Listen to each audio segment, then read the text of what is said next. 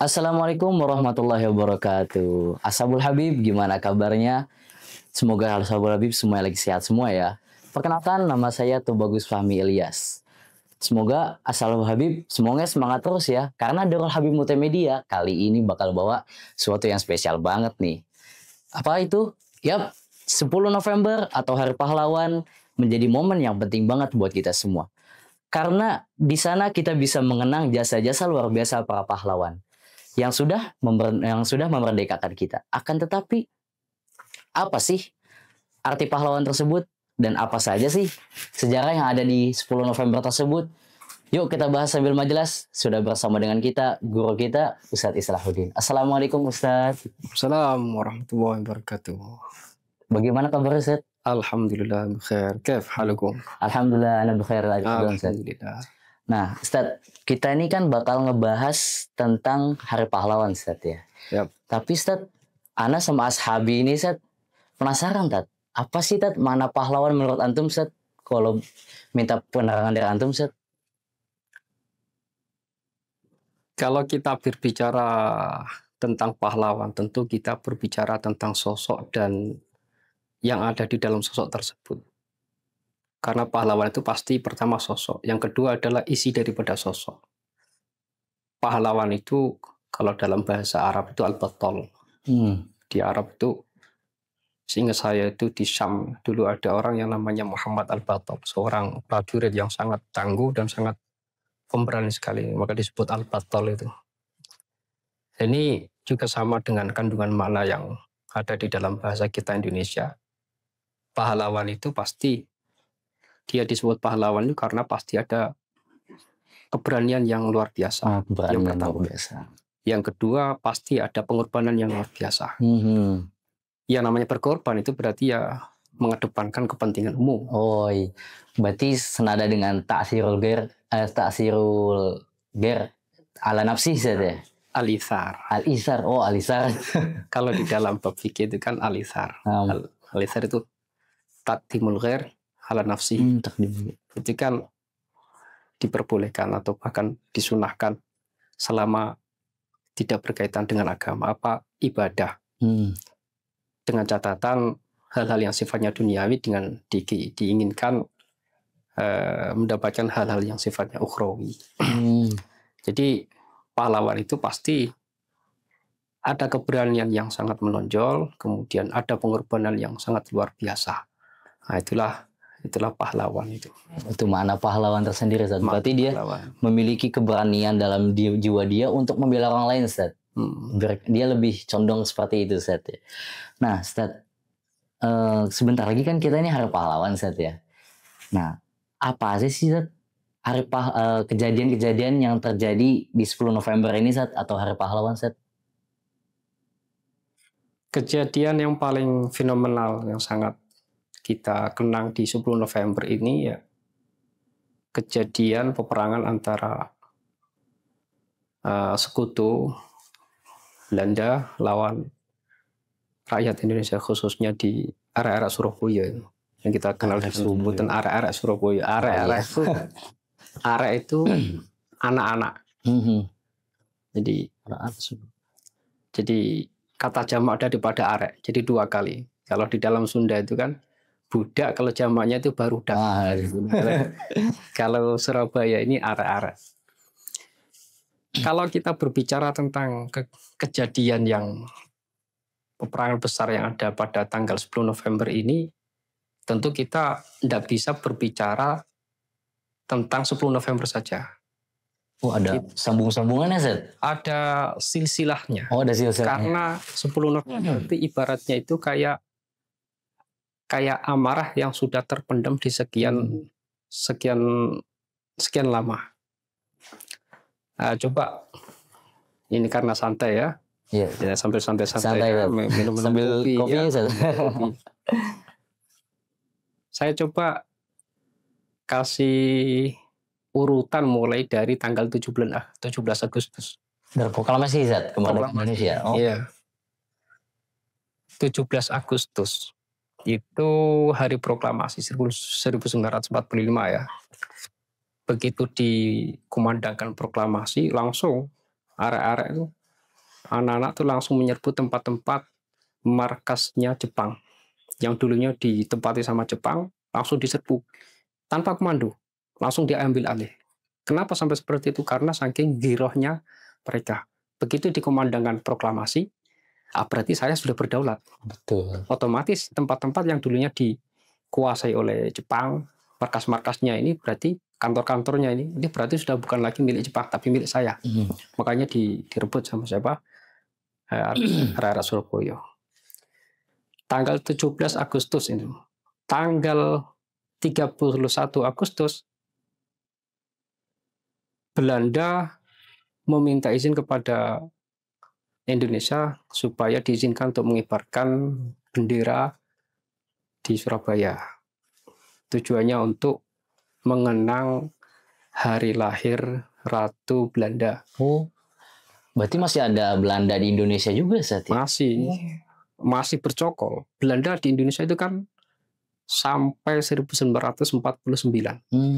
Lama banget. Agresi Belanda yang kedua itu kan terjadi di 1948 sampai Desember ya, sampai 1949 Agustus. Lumayan hampir setahun Ustaz ya? Hampir setahun. Itu emosi nggak terimanya orang Belanda kalau bekas jajahannya itu menjadi satu bangsa tersendiri. Oh iya. Makanya ada agresi itu.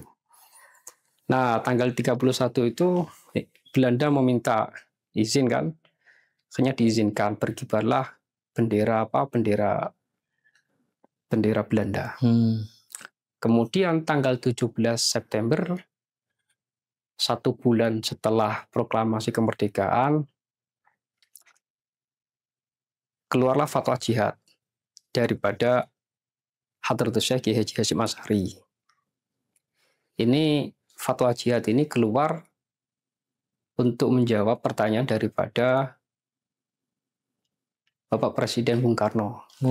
Karena beliau merasa risau, kondisinya kok semakin genting, bagaimana hukumnya berjuang mempertahankan tanah air. Akhirnya beliau menjawab, hukumnya wajib bagi setiap orang di radius 94 km dari titik tempat peperangan. Itu wajib. Besar sekali saat ya radiusnya itu. Luas. Nah itu tanggal 17 apa? 17 September. 2 hari setelah tanggal 17 September, tanggal 19 itu terjadi perobekan bendera Belanda. Karena terjadi insiden tembak-tembakan kecil antara area Surabaya dengan Belanda. Jadi bertengkar terus. Pokoknya gesekan terus itu sampai area Surabaya yang namanya itu Cak Asy'ari itu naik ke tiang bendera, kemudian yang bagian birunya itu dirobek. Oh, bagian Belandanya ini bagian bawah jadi tinggal merah putihnya saja. Sama Indonesia jadinya. Iya. Sampai ke situ. Kemudian masuklah di bulan Oktober. Di bulan Oktober ini, tanggal 5 Oktober ini, TKR, Tentara Keamanan Rakyat, terbentuk. Jadi gerak cepat ini. Tentara Keamanan Rakyat ini dibentuk. Tentara ini dulunya itu dari asalnya Kenil. Salah satu tentara yang dibikin oleh Jepang itu kan ada kayak Kenil. Kayak Heiho kalau tidak salah itu. Nah itu kemudian Peta. Nah itu tentara-tentara ini karena Jepang itu sudah menyerah kepada sekutu tanpa syarat, jadi mereka sudah nggak punya kuasa lagi. Maka tentara-tentara ini kemudian dijadikan satu masuk ke dalam TKR, Tentara Keamanan Rakyat. Itu terbentuk pada tanggal 5 Oktober.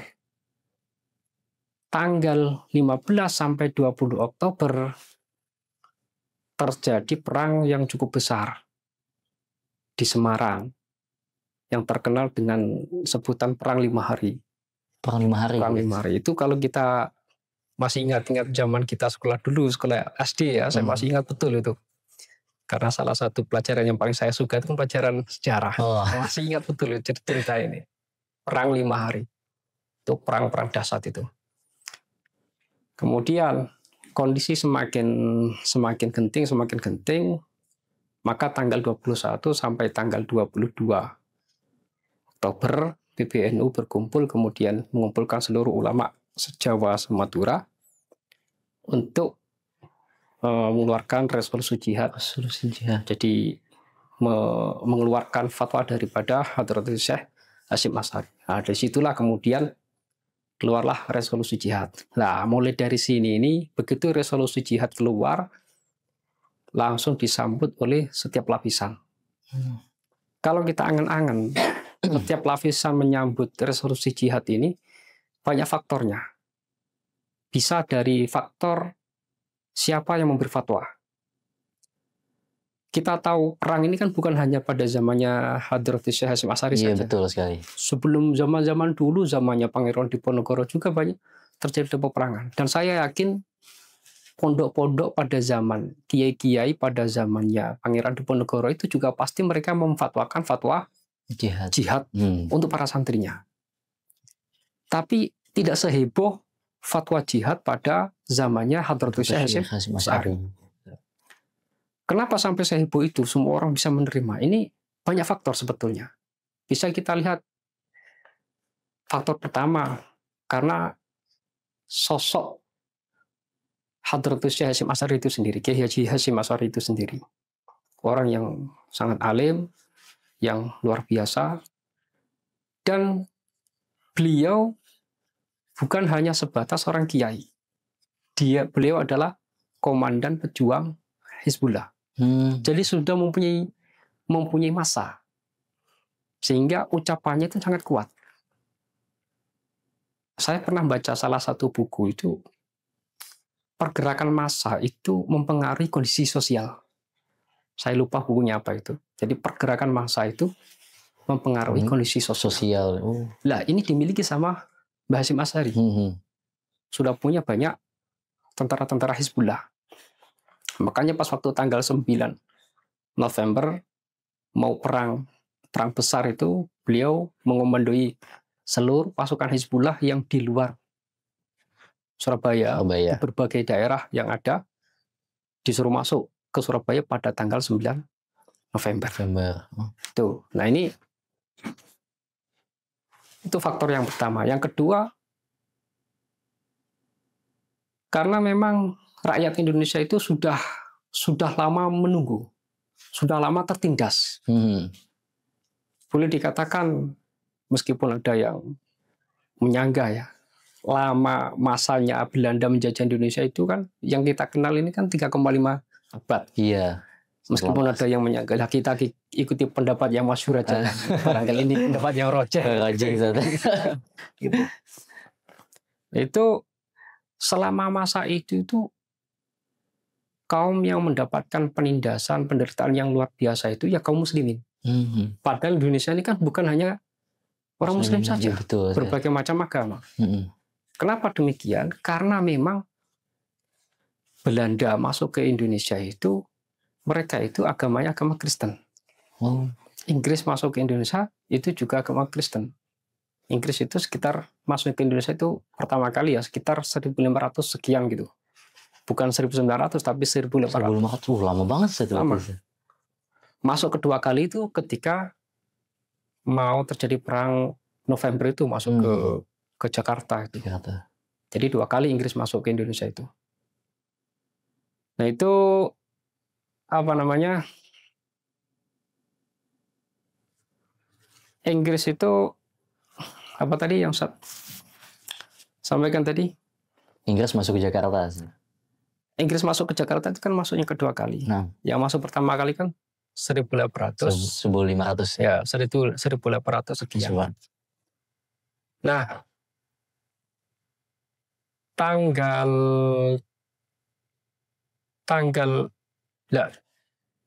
Inggris sama Belanda itu kan Kristen agamanya. Lah, otomatis jalan dakwahnya pun dakwah Kristen. Sekalian dakwah juga berarti Ustaz mereka. Pasti. Yang namanya keyakinan siapapun pasti dimanapun dia berada, dia pasti akan berusaha mendakwakan keyakinannya. Itu siapapun. Kita lihat aja sekarang nih. Banyak orang-orang Indonesia yang apa? Yang bekerja di luar negeri itu, dia Muslim. Tapi mempunyai pengaruh di satu tempat itu, mendirikan masjid di sana. Karena keyakinannya, dia pasti, setiap individu itu pasti akan berusaha untuk mendakwakan keyakinannya kepada orang lain. Tak terkecuali Inggris sama Belanda. Begitu masuk ke Indonesia, ternyata yang paling kolot, yang paling kuat menentang itu siapa? Umat Muslim. Umat Muslim. Makanya mereka kepada umat Muslim itu sangat sinis. Nah, ini dirasakan dari kakek sampai dari bapak ke anak sampai ke cucu. Kan 3 abad ini kan. Nah, jadi artinya itu memendam rasa sakit hati yang sekian tahun. Dipendam, langsung ada resolusi jihad. Kita lawan. Nggak ada kata menyerah. Kata angin segar bisa dibilang angin gitu. Segar. Angin segar langsung disambut semua. Ini salah satu faktor ya. Kenapa resolusi jihad Kiai Haji Hadratus Syekh Kiai Haji Hasyim Asy'ari itu begitu tepat dan gampang direspon oleh masyarakat. Karena memang juga banyak faktornya lah. Apalagi beliau ini pimpinan para kiai kan, murid-muridnya semuanya. Begitu ngomong langsung turun semuanya. Nah itu tanggal 21, tanggal 22. Jadi itu baru terjadi resolusi jihad ya. Jadi resolusi jihad itu bukan fatwa jihad. Oh beda Zat, fatwa sama resolusi itu? Beda. Kalau fatwa jihad itu keluarnya pada tanggal 17 September. 17 September. Oh yang tadi diminta Soekarno tadi Zat? Yang diminta Soekarno. Tanggal 22 baru fatwa tersebut terpakai oleh berkumpulnya para ulama se-Jawa Semadura. Kemudian tanggal 25 Oktober Inggris mendarat di Surabaya membawa tentara sekitar 6.000 tentara. Banyak. Itu dari Jakarta. Dari Jakarta itu sudah membawa nikah itu. Oh nikah ini Zat nih. Nikah. Namanya. Ngerti nikah nggak? Belum tadi. Nikah itu Netherlands Indies Civil Administration. Jadi pemerintahan sipil India Belanda. Kurang lebih seperti itulah. Itu nikah. Makanya bahasa sejarah itu seringkali bahasanya itu bahasa nikah. Enggak bahasa Belanda. Nah, meskipun nikah ini orang Belanda. Nikah ini sebetulnya pemerintahan sipil yang dibuat oleh Belanda untuk menghubungkan antara pemerintahan pusat yang di negara Belanda sana sama pemerintahan sipil yang di luar Belanda. Waktu itu kan ada yang di Indonesia, ada yang di India kan. Iya. Itulah namanya pemerintahan nikah. Tanggal 25 Inggris masuk ke Surabaya dengan 6.000 tentara diboncengi nikah. Tanggal 26 terjadi perundingan antara Inggris yang mewakili sekutu dengan dengan Indonesia. Nah, perlu kita ketahui Inggris masuk ke sini ini dia itu mewakili sekutu. Dia bertugas untuk menerima penyerahan kekuasaan Jepang kepada sekutu. Karena kita tahu Jepang itu kalahnya dengan sekutu. Oh iya. Nah, kalah dengan sekutu, menyerah tanpa syarat kan bahasanya begitu. Oleh karena itu karena kamu sudah kalah, maka kamu harus menyerahkan kekuasaan kamu kepada kami orang sekutu. Nah, sebelum Inggris masuk ke Indonesia ini, dalam artian dia menjaga perdamaian administrasi, jadi tentara-tentara Jepang yang masih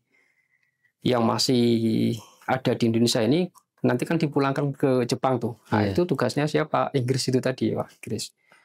Terus penjahat-penjahat perangnya harus dihukum. Ini siapa? Yaitu orang Inggris tuh. Datangnya tujuannya begitu. Tapi sebelum datang ke sini sudah ada kong kali kong sama pihak Belanda. Kong kali kongnya apa? Nanti kamu masuk ke Indonesia dengan alasan apa? Mengambil penyerahan penguasaan Jepang kepada sekutu. Nah, begitu nanti sudah diserahkan, otomatis kan wilayah-wilayah yang dulunya dikuasai oleh Jepang kan menjadi miliknya Inggris. Iya. Nah, kita tahu dulu yang dikuasai oleh Jepang itu kan dikuasai oleh Belanda. Nah, Belanda, kamu masuk ke Jepang, kamu Inggris masuk ke Indonesia, menerima penguasaan penyerahan Jepang. Nah, begitu kamu terima, nanti penguasaan tadi, kuasa tadi, kasihkan kepada kami orang Belanda. Jadi ibaratnya itu Belanda itu nebeng masuk ke Indonesia. Oh iya. Karena tujuannya itu apa? Mempersiapkan ketika nanti sudah mendapatkan penyerahan kekuasaan dari Jepang, langsung diserahkan kepada Belanda. Jadi Belanda langsung mempunyai wilayah lagi. Ini menunjukkan Belanda ini nggak mau pergi. Nggak mau pergi. Betah nih. Betah. Ngerasa nyaman kayaknya. Seneng dia di Indonesia. Seneng di Indonesia dia ini. Nah, itu tanggal itu cerita kedatangannya siapa? Inggris ya. Itu yang dimaksud dengan sering kita jumpai dengan kalimat diboncengi nikah. Diboncengi. Jadi sekutu datang ke Indonesia dengan diboncengi. Jadi bahasa diboncengi itu sebetulnya mereka itu sudah kalah, sudah nggak ada di Indonesia karena sudah diusir sama Jepang, sudah kalah sama Jepang, sudah nggak ada wilayah lagi, wilayahnya sudah masuk wilayah Jepang. Jepang kalah, otomatis sudah nggak punya wilayah. Dalam satu buku saya pernah baca itu, saya lupa lagi. Jepang itu memberikan gambaran cepat-cepat merdekakan memerdekakan diri kalian. Itu ada yang mengatakan mau dimerdekakan. Sebagian enggak. Kok dimerdekakan? Kamu akan saya kasih kemerdekaan. Itu. Tapi sebagian rakyat Indonesia ini kalau nggak salah itu Tan Malaka atau siapa itu memahami. Tidak. Kita merdeka tidak dengan pemberian. Tapi kita merdeka dengan jerih payah. Makanya kalau nggak salah itu tanggal 24 Agustus akan dikasih kemerdekaan oleh Jepang. Indonesia ini 24 Agustus. Berarti setelah 17 Agustus sebenarnya. Setelah 17 Agustus. Nah, karena dilihat, kok diberi, kita berjuang mati-matian kok. Ini nanti berarti kemerdekaan ini kemerdekaan pemberian orang. Kita nggak mau seperti itu. Makanya sebelum tanggal 24 Agustus cepat-cepat diproklamasikan. Sampai terjadi culik-menculik kan. Oh iya. Sampai Bung Karno diculik sampai ke bawah Rengas. Itu kan masalahnya masalah itu. Ngerti gak Rengas Dengklok? Kejadian Rengas Dengklok culik itu. Rengas Dengklok. Itu salah satu masalahnya gitu. Ya. Ini salah satu versi ya. Nah, tanggal 26 itu kan terjadi 26 Oktober terjadi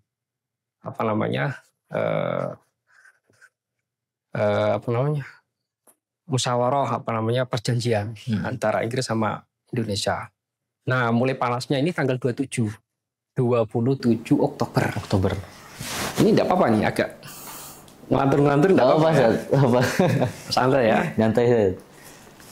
Tanggal 27 ini mulai panas karena Inggris itu mengeluarkan pamflet-pamflet yang isinya itu bersifat pengkondisian. Isinya itu begini. Tidak diperbolehkan memegang senjata. Bagi siapapun yang memegang senjata, harap diserahkan ke pihak Inggris. Tak seorang pun diperbolehkan memegang senjata, kecuali tentara Inggris dan orang-orang yang menjadi tentara Inggris. Tuh, orang-orang menjadi tentara Inggris berarti kan orang-orang pribumi yang dalam barisannya orang Inggris. Itu ada stat yang begitu stat ya? Ada yang seperti itu, bahasanya seperti itu. Nah, dengan pamflet yang sudah diumumkan ini akan menjadi hukum sah bagi siapapun yang masih memegang senjata, sah untuk ditembak. Jadi kalau sudah diumumkan, ya sudah diserahkan. Kok masih ada yang memegang, maka sah untuk ditembak. Nah, itu. Jahat banget maksudnya. Jahat. Dia punya alasan. Alasannya itu apa? Alasannya itu kalau kita angen-angen ya, karena dia punya wewenang untuk mengatur keamanan. Oh iya, itu keamanan. Lah Indonesia itu tidak perlu, karena kita Indonesia itu sudah punya tentara keamanan rakyat. Untungnya sudah terbentuk terlebih dahulu pada tanggal 5 Oktober. Itu cerdasnya para pemimpin kita. Jadi pikirannya itu bisa menerba jauh ke sana gitu.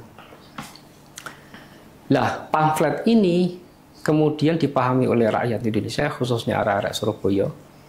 Ini bukan hanya sekedar pengumuman biasa, tapi ini merupakan pengkondisian. Pengkondisian apa? Pengkondisian pelucutan senjata yang sudah dimiliki oleh Tentara Rakyat Indonesia, TKR. Iya. Kalau rakyat Indonesia, Tentara Rakyat Indonesia sudah tidak memegang senjata, otomatis akan gampang diserang lagi. Nah, makanya rakyat Indonesia waktu itu tidak mau. Apapun kondisinya, saya tidak mau menyerahkan senjata. Karena ini alasannya itu untuk menjaga keamanan, tapi ini sebetulnya keinginannya adalah pelucutan senjata. Wah, kata. Jadi tujuannya untuk melemahkan Indonesia. Kalau sudah lemah, nggak punya senjata, gampang untuk dijajah kembali, dihabisin. Berarti ingin memutar kembali saat ya. Mutar balik gitu. Ya gitulah orang. Jadi tanggal 27 ini mulai panas ini. Kemudian tanggal 28 terjadi respon. Arek-arek Surabaya sama tentara-tentara Hizbullah yang ada di Surabaya kumpul bersatu langsung menyerang Inggris dengan frontal. Habis-habisan pat, bambu runcing ada bawah, celurit ada di bawah, golok ada di bawah. Seadanya. Nah, itu kalau kita bayangkan, Inggris itu kan tidak ada, bukan hanya di satu titik, di berbagai macam titik di Surabaya itu. Titik-titik ini diserang, diserang semuanya. Akhirnya mereka itu sampai perang pada tanggal 29. Nah, sampai mereka itu terjepit, terdesak. Nah, di tanggal 29 ini mereka meminta supaya Bapak Presiden Soekarno datang ke Surabaya untuk meredam situasi. Datanglah beliau ke sana. Langsung itu terjadilah perjanjian di tanggal 29 September tadi. Di tanggal 29 di pagi harinya, supaya orang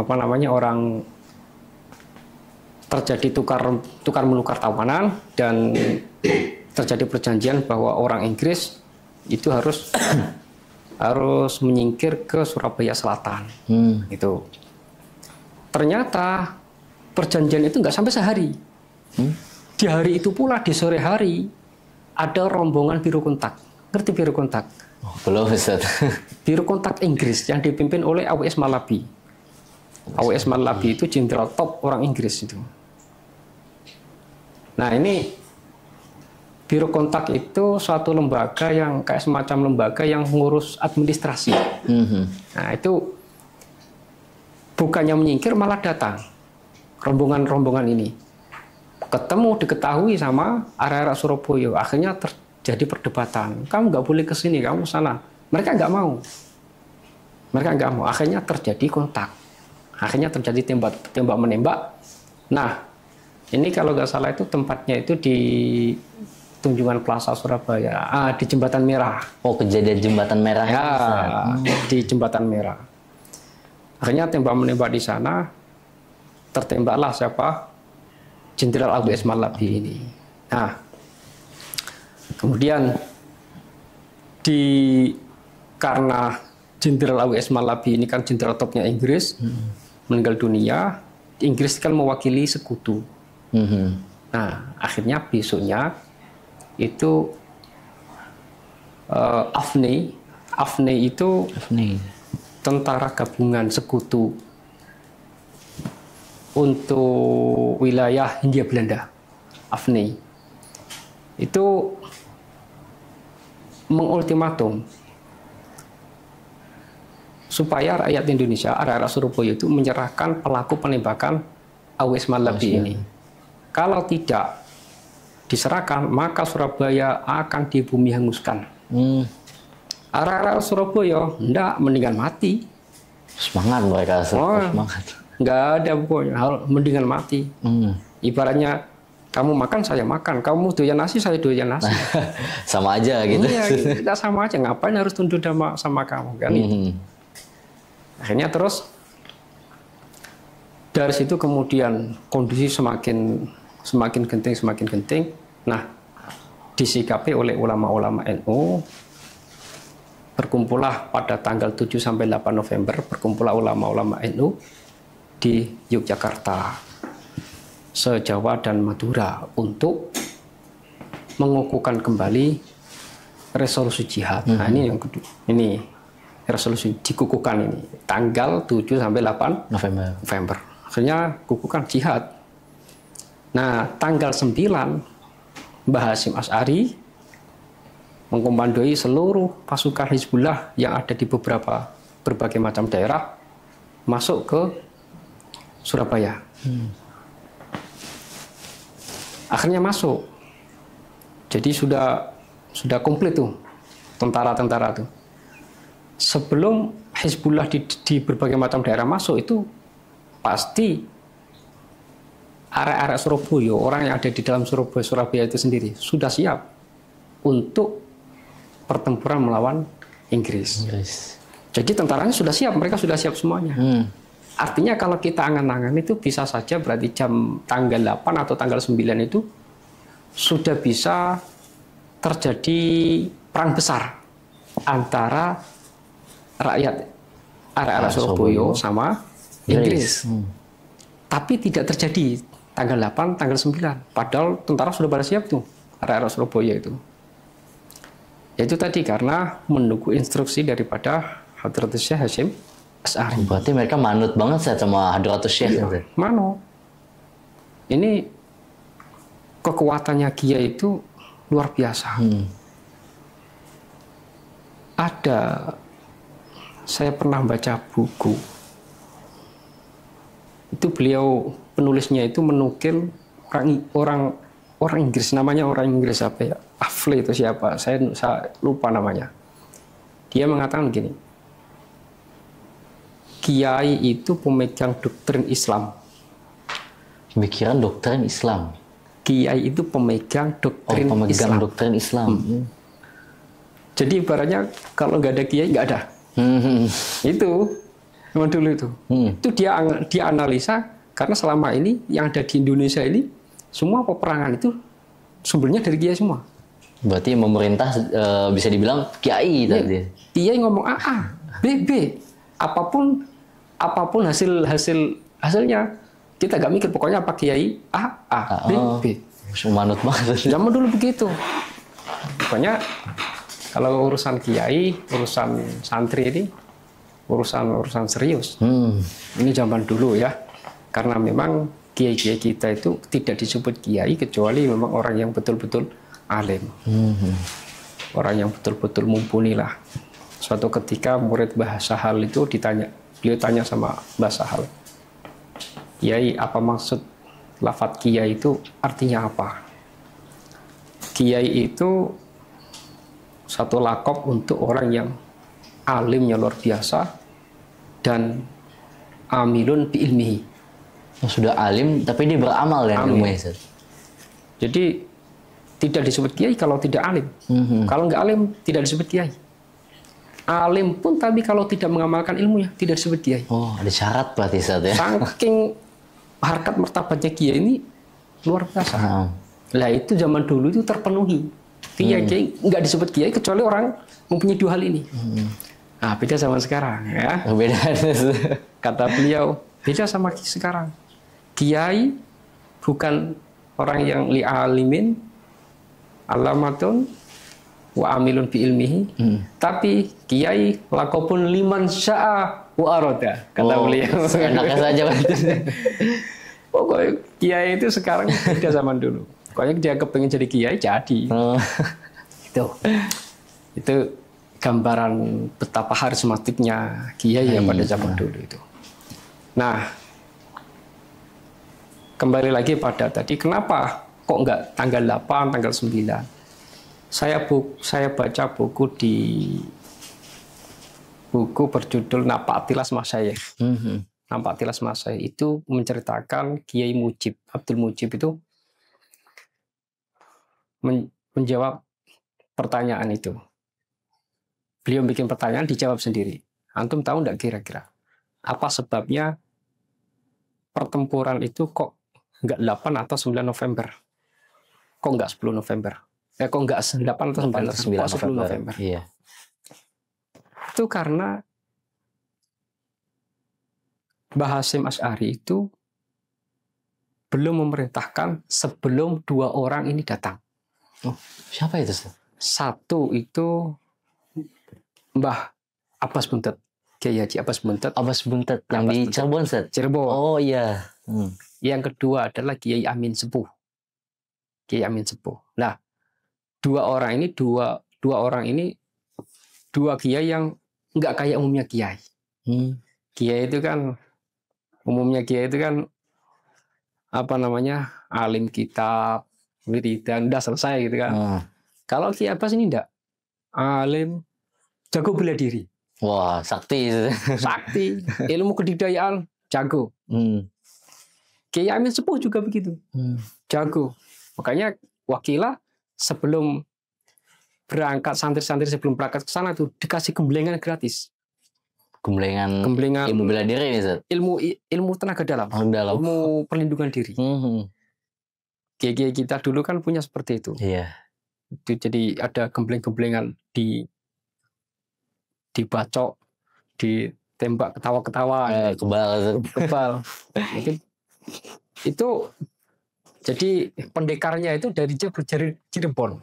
Apa sama Mbah Amin Sepuh. Nah, disuruh datanglah pada tanggal 10 November. Nah, maka semuanya sudah komplit di 10 November, langsung kemudian terjadilah perang besar. Nah, itulah asal cerita asal muasal perang 10 November. Jadi kalau kita lihat perang 10 November itu bukan perang yang tiba-tiba, tapi mempunyai urutan sebab-sebab dari waktu-waktu sebelumnya yang berurutan. Main panjang saat ya urutan-urutannya. Panjang. Ini berarti emang rakyat tuh sudah mendam sebenarnya tadi. Udah mendam, gemes banget ya saya bilang gitu. Gemes banget sama penjajah ini, pengen. Tapi mereka hebatnya tuh ta'aluk sama kiainya, ikatan sama kiainya tuh kuat banget, Set. Nah, Set, dari tadi nih kita kayaknya ngedengar di Surabaya terus, Set. Apakah ada di daerah lain, Tat, peperangan seperti ini juga, Set? Ada perang lain itu sebetulnya. Setelah perang November itu kan 10 November itu kan masih banyak peperangan. Masih banyak peperangan. Yang kalau kita lihat peperangan itu berkobar begitu dahsyatnya itu karena kena resolusi jihad.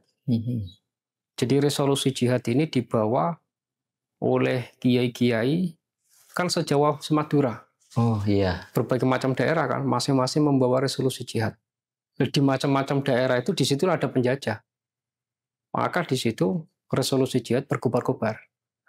Masih banyak peperangan. Kalau nggak salah, peperangan di Ambarawa, Palagan Ambarawa, atau peperangan di Parakan, peperangan di, saya lupa lagi nama desa-desanya itu. Masih ada, tapi memang yang paling besar itu apa namanya, Surabaya, karena memang dia pokoknya kan. Pokoknya Pokoknya itu. sumbernya emang di situ, Zat. Makanya masih banyak peperangan yang lain, tapi yang menjadi patokan Hari Pahlawan 10 November itu, Hari Pahlawan itu yang jadi patokan adalah 10 November. 10 November. Karena 10 November itu yang kejadian dahsyatnya, yang pokoknya di situ. Iya. Itu berawal daripada resolusi jihad. Resolusi jihad. Nah, jadi antara 10 November dengan Hari Santri itu tidak bisa dipisahkan. Hari Pahlawan sama Hari Santri nggak bisa dipisahkan. Itu. Berarti bukan hanya di Surabaya saja, Zat, tapi ada di daerah-daerah lain juga yang peperangan besar kayak tadi Ambarawa, kayak Parakan juga, Zat ya. Nah, Zat, dari tadi nih kayaknya kan ada perang di sana, perang di sini. Tapi sebelumnya itu kita sudah menyatakan merdeka, Zat. Bagaimana, Zat? Kita bisa menyatakan merdeka sedangkan kita ini masih dijajah. Ada peperangan di Parakan, ada peperangan di Medan Area, bahkan ada kejadian Bandung Lautan Api, Zat. Nah, itu bagaimana, Zat?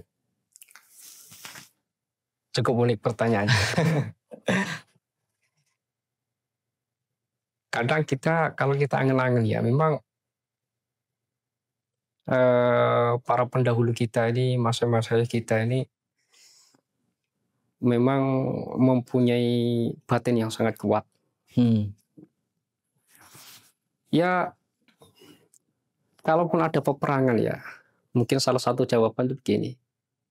Kalaupun ada peperangan, kenapa masih ada peperangan di beberapa daerah meskipun kita sudah merdeka? Masalahnya kita merdeka itu kan merdeka yang orang baru merdeka, baru pernyataan. Kalau baru pernyataan otomatis belum mampu untuk mengkondisikan di setiap daerah. Sehingga terjadi di berbagai daerah itu terjadi konflik-konflik, itu pasti terjadi. Dan ini wajar. Jadi tidak aneh. Wong belum merdeka, masih ada perang di mana-mana, kok sudah menyatakan kemerdekaan, ini kok kayak lucu. Sebenarnya nggak seperti itu. Saya rasa itu di mana-mana, kalau kita sedang keadaan genting, keadaan genting lah, keadaan masih lagi tidak stabil, kemudian kita menyatakan satu kondisi, otomatis kita nggak kemudian sesuatu yang membuat keadaan nggak stabil itu nggak langsung hilang seketika, pasti masih ada. Jadi bawahnya masih ada. Yang kedua, mungkin bisa kita jawab dengan spirit. Nah, kalau perang sebelum tanggal 17 Agustus, itu kan spiritnya itu perang memperjuangkan kemerdekaan. Oh iya, memperjuangkan sebelum kemerdekaan, Zat. Pengen mendapatkan kemerdekaan. Ingin berdaulat. Tapi kalau setelah tanggal 17 Agustus, setelah kemerdekaan, spiritnya berbeda. Meskipun kondisinya masih belum aman ya. Begitu sudah dinyatakan merdeka, maka mempunyai spirit yang berbeda. Apa spiritnya? Mempertahankan kemerdekaan. Oh, kalau 17 Agustus itu hanya ingin pengen mendapatkan kemerdekaan. Kalau misalnya setelah 17 Agustus ingin mempertahankan, Zat. Sudah mempertahankan. Kenapa? Karena ya spirit mempertahankan tentu berbeda dengan spirit ingin mendapatkan. Meskipun sama-sama kuatnya, tapi tetap rasanya berbeda. Karena apa? Karena kalau sudah merdeka itu kan sudah mempunyai harga diri. Sudah nyata-nyata punya harga diri, kok kemudian masih diberlakukan diinjak-injak. Wah, ini masih injak-injak, yang mendingan saya asain golok. Gitu. Nah, itulah kalau saya melihat itulah cerdasnya para pendahulu-pendahulu kita, masa-masa kita itu melihat ke sana. Jadi spirit sebelum kemerdekaan itu tentu berbeda dengan spirit setelah kemerdekaan. Karena sebelum kemerdekaan itu spiritnya adalah mencari, mendapatkan kemerdekaan, mendapatkan kedaulatan. Setelah 17 Agustus, setelah merdeka, otomatis spiritnya mempertahankan kedaulatan, mempertahankan harga diri. Berarti mempertahankan memang lebih sulit daripada mendapatkan, Ustaz ya. Iya. Gitu. Ustaz, kita ini kan bisa dibilang latar belakang kita santri, Ustaz ya. Apakah ada nggak sih, Ustaz, hubungan antara hubungannya santri dengan Hari Pahlawan ini, Ustaz? Ya pasti ada. Karena berawal kita lihat tadi, perang besar Hari Pahlawan itu kan terjadi karena ada perang 10 November kan. Kalau kita lihat 10 November itu kan semuanya itu berawal daripada komando para kiai. Kan komandonya resolusi jihad. Oh kan? iya. Resolusi jihad itu siapa? Kiai. Kiai dia apa? Santri. Itu kalau kita berbicara keterkaitan pahlawan dengan santri yang pada masa itu. Tapi kalau kita menarik ke belakang, ya pasti ada kaitan erat. Karena dari dulu-dulunya itu, semuanya yang mempunyai andil besar itu, ya santri rata-rata. Kita lihat dulu, ada perang Diponegoro, santri. Oh, Pangeran Diponegoro nih, Ustaz. Pangeran Diponegoro. Perang Pateri, santri. Perang Banten, santri. Perang Cirebon, santri. Perang Banjarmasin, santri. Itu semuanya perang besar itu berkobar dari pondok. Berarti bisa dibilang embrionya, Ustaz. Embryo dari pondok. Embrionya. Bahkan sampai dikatakan pas waktu resolusi jihad itu keluar, pondok-pondok yang dulu tempat menimba ilmu berubah menjadi markas markas untuk mengatur strategi. Bayangin itu, tempat yang asalnya tempat menimba ilmu berubah menjadi markas mengatur strategi. Oh, berarti bukan hanya ngaji tapi juga mengatur strategi negara, strategi perang. Strategi perang. Nah, ini gambaran betapa kaitan eratnya santri dengan Hari Pahlawan atau dengan kemerdekaan. Semuanya itu dari santri. Santri itu zaman dulu itu kan ya sarungan. Iya. Jadi kalau kita pakai sarung itu bukan hanya sebatas sebagai atribut atas kesolehan seseorang, tapi mempunyai makna lebih daripada itu. Apa itu? Sarung itu filosofi kemerdekaan. Karena dari sarung ini kita merdeka. Oh, ada kaitannya, Ustaz, ada filosofi ya, Bang? Ya pasti. Karena kemerdekaan itu ya sumbernya daripada pondok-pondok, santri-santri. Santri itu sumbernya dari pondok. Pondok itu dari kiai. Kiai, santri itu tradisinya kan sarungan. Bahkan bahasanya kaum sarungan. Dipandang sebelah mata kaum sarungan. Padahal emang santri itu yang memiliki andil besar buat negara ini. Bahasanya itu bahasa sarungan. Tapi di balik sarung itu menghadirkan kemerdekaan. Jadi sarung itu, kalau kita lihat sarung, bukan hanya sebatas atribut kesolehan seseorang, tapi sarung itu adalah falsafah kemerdekaan.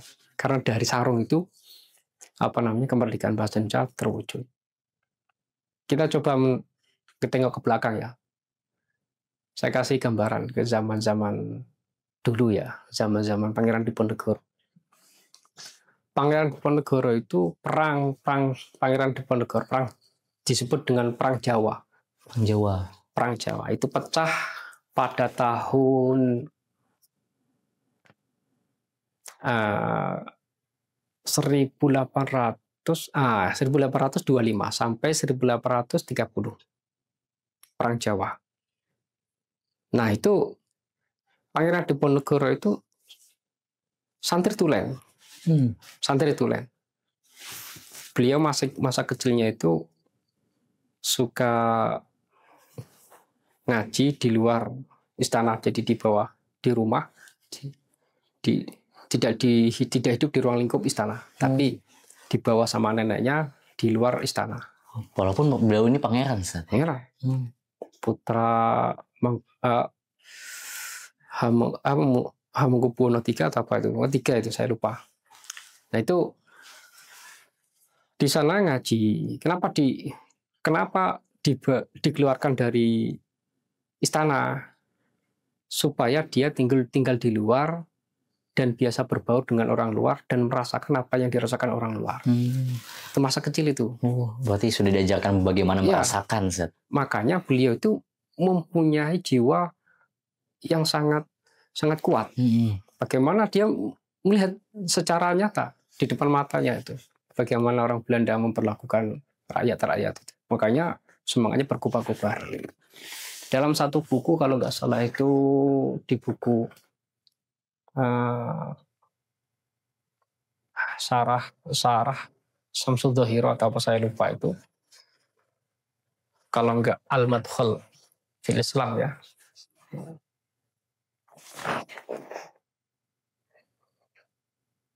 Itu di takliknya itu ada keterangan gini, beliau itu belajar salah satunya adalah guru-guru dari Sumatera sampai belajar ke Tufah. Nah, Tufah sampai ke Tufah ini kan menunjukkan memang kualitasnya nggak main-main. Iya. Gitu. Beliau mempunyai murid namanya Kiai Umar.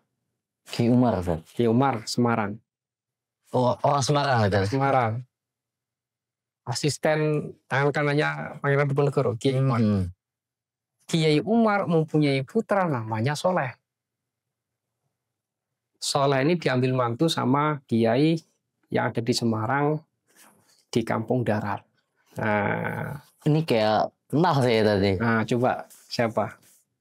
Kiai Soleh Darat, Ustaz. Nah, oh iya, Kiai Soleh Darat, Ustaz. Kiai Soleh Darat. Jadi ayahanda Kiai Soleh Darat itu Kiai Umar. Itu adalah muridnya Pangeran Diponegoro. Pangeran Diponegoro.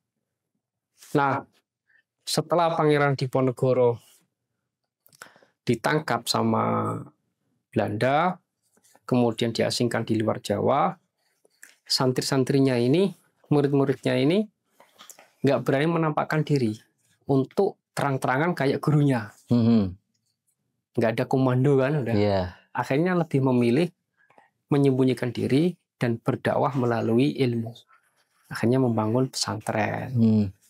Kayak Kiai Abdus Salam membangun pesantren Tambak Beras Jombang. Oh, Tambak Beras ya.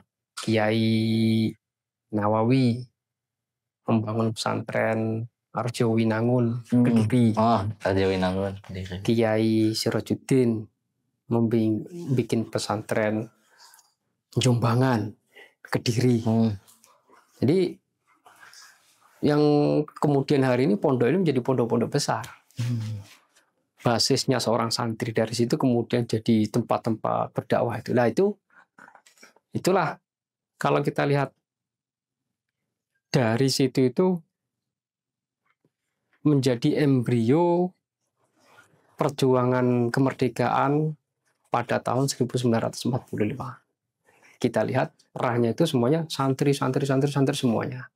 Nah, bisa kita katakan salah satu embrionya adalah di masa zaman Pangeran Diponegoro. Luar biasa sekali. Iya, semua gitu kan. Berarti memang sejak dari awal itu memang santri itu adalah embrio dari pahlawan-pahlawan yang terdahulu juga, Ustaz ya. Betul. Berarti ini sangat ilmu yang sangat mahal sekali. Fakta-fakta yang menarik dari sejarah-sejarah, dari cerita-cerita peperangan. Ini sungguh mungkin jarang kayak ada di buku-buku, Ustaz. Tapi perlu diangan-angan nih, Ustaz, sejarah-sejarah ini, Ustaz. Terima kasih banget buat Ustaz sudah menerangkan kita banyak sekali ilmu-ilmu dari sejarah-sejarah, histori sejarah Hari Pahlawan dan kemerdekaan Republik Indonesia ini, Ustaz. Kami doakan semoga Ustaz panjang umur, sehat walafiat, dan dilancarkan rezekinya, Ustaz. Ya, begitulah Hari Pahlawan ini terjadi. Hari Pahlawan bukanlah hari hanya untuk mengenang, akan tetapi panggilan untuk berjuang. Terus tingkatkan semangat juang kita dalam langkah kita hari ini. Saya Tubagus Fahmi Ilyas, pamit undur diri. Kami dari Multimedia, kami ucapkan sampai jumpa dan selamat Hari Pahlawan. Wassalamualaikum warahmatullahi wabarakatuh. Waalaikumsalam warahmatullahi wabarakatuh.